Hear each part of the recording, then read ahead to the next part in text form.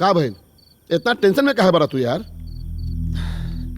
अरे अब का बताई, एक तो न होकर फोन लगा था और न ही पापा के। समझ में नहीं क्या होत कि पगली पापा के लेके कहाँ गए बिया। कहीं कहीं कुछ गड़बड़ तो नानू कैले हुई, कहीं पापा के शक तो नानू हो गए हुई। तू यार झूठों का टेंशन लेत बारा। अरे वो बहुत प्रोफेशनल एक्ट्रेस है, सब संभाल ली। एक्ट्रेस वही थोड़ा सा ऊपर नीचे। पापा जी इतना मजा तो हमके कबो ना आए रहे। बहुत मजा आया। ऐसा चुटकुला सुनाओ सिया कि वहाँ सबका पेट फूल जाता। बहुत मजाकिया भी आई। इतना घुमावला सिया कि समय का पता न चलल बबुआ। पापा जी हम ना बहुत थक गई बानी, हम जाता नहीं सोते। अच्छा अच्छा जा बेटा। अच्छा बबुआ इतना खिया दिलस कि पेट में तनको जगह नहीं के, हम थक गल बनी जाता नहीं सोते हम। जी पापा ठीक।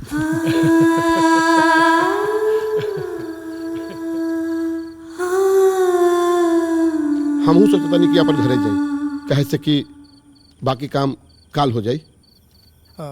ठीक बा, कोनो बात ना। तब तक हम दूसरा प्रोजेक्ट कर लेते हैं। हाँ हाँ, गुड नाइट। Good night.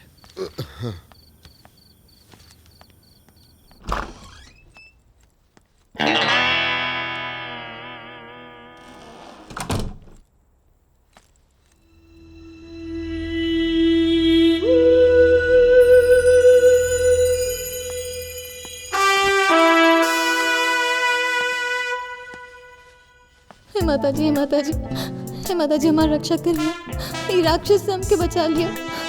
हे माता जी दोबारा हम ऐसा गलती कबो ना करिए, हम ऐसा कॉन्ट्रैक्ट कबो साइन ना करब।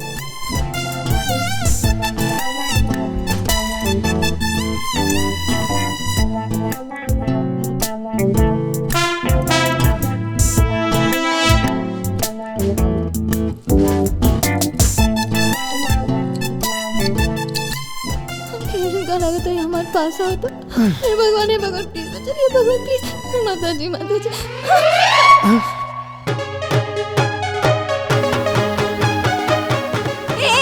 क्या करे तारा? हमारा ना बस ये एक्टिंग करके बात भेज रहे, ये कॉम्प्रोम्प्रो करके डील ना भेज रहे।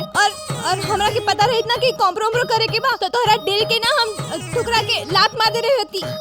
हमरा के ना ऐसे वैसे आर्टिस्ट मत समझिए। अगर हमरा के कॉम्प्रो करके आगे बढ़े के रहे इतना तो हम ना बॉलीवुड में बहुत बड़का फिल्म में ना हीरोइन रहती। देखो ई ना ई हवस की नजर से हमरा के मत देखो। ये अपन हवस ना कहीं और जाके बुझाओ, समझ लो ना। हमरा बारे में ऐसा सोचिए भी मत। हाँ हम ना एगो फिल्म में देख ले रहनी, ओ शक्ति कपूर ना श्रीदेवी के ना ऐसे ना रेप करे के कोशिश करे खातिर जात रहे, तो हमरा से दूर रह। देखा तू नजदीक मत आ। हम पापा जी की आवाज देते।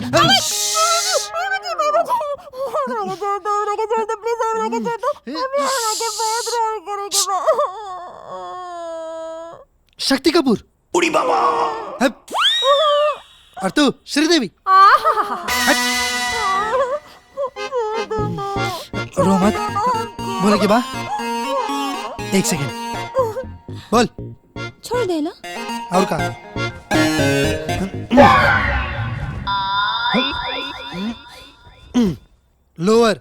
लोअर लेवे के रहे, वही के ऊपर सुतल रहलू भैंस खानी। और सुन, अब सो जा चुपचाप, दरवाजा बंद करके। बड़ी एली श्रीदेवी बने।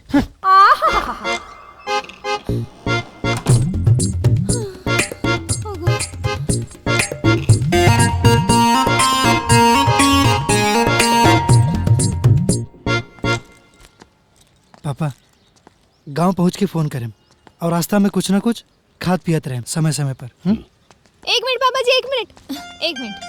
पापा जी रास्ता में खाए खाते ना हम अपना हाथ से बना के रखने वानी, जहाँ मौका मिली वहाँ खा ली है। और हाँ ऐसे ना कि बैग में रखने रह जाए।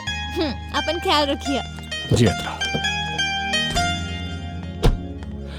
देखा ना बेटा कोनो गलत फैसला ना ले होके ये देखे खातिर शहर आई रनिया,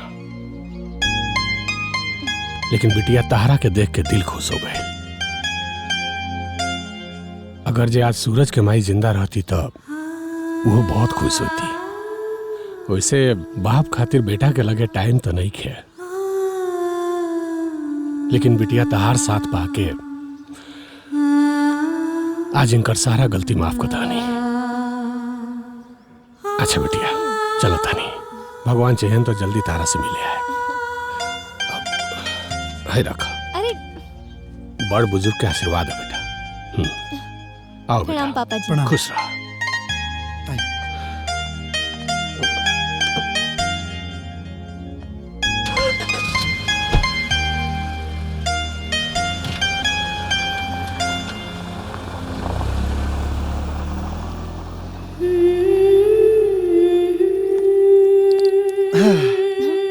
तो 20,000 रुपया पर डे के हिसाब से बात भेल रहे। आज बा दूसरा दिन और 20,000 रुपया एडवांस दिले रहनी, तो हिसाब से बाकी बचल 20,000 रुपया। 1 मिनट।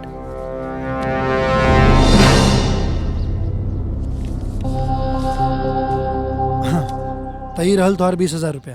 एक पकड़ा और अपन रास्ता ना पा। ये 2 दिन में पापा जी के संगे जौन जीवन हम जीले बानी, एकर हम कबो कल्पना भी ना कैले रहनी। अपना पिता के चेहरा तो हमके ठीक से याद नहीं खे, लेकिन पापा जी से मिलकर ऐसे लागल जैसे हमरा सर पर पिता के साया बा। हमरा खातिर ई पैसा से कई ज्यादा कीमती पापा जी के उस स्नेह बा जौनी 2 दिन में हमरा पर लुटौले। हमके ना चाहिए पैसा, और जौन एडवांस तू हमरा के दिले बाड़ो हम बहुत जल्द तोहरा के लौटाए के कोशिश करब। और एक बात, ई पैसा जौन तू हाथ में धइले बाड़ो, अगर हो सके तो अपना पापा जी खातिर थोड़ा सा समय कीन लिहा। और रहल बात ई पैसा के, तो एकर हमरा के जरूरत नहीं खे। हमरा खातिर भाऊजी के दिहली आशीर्वाद ही काफी बा। चलो बाय।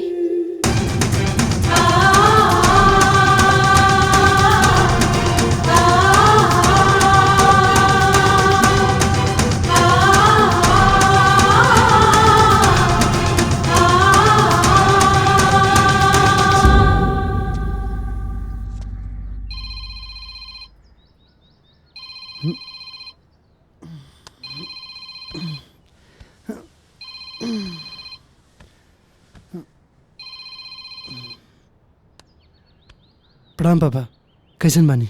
अच्छा तो तारा फुर्सत मिल गई अपना बाबूजी के हाल चाल लेवे के। आ देखो एगो पारुल बिटिया बिया कि रास्ता में 3 बार फोन करके हमार हाल चाल पूछलस। दुनिया में लोग कहेला कि पतो अपन ना होखेले, यहाँ तो बेटे अपन नहीं खे। अरे पापा, पारुल के हम ही कहले रहे आपके फोन करे के।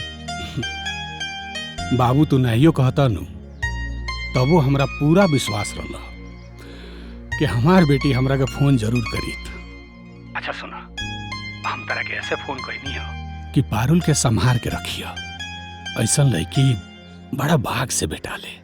ठीक बा, रखा तानी पापा। प्रणाम। ठीक बा, खुश रहा।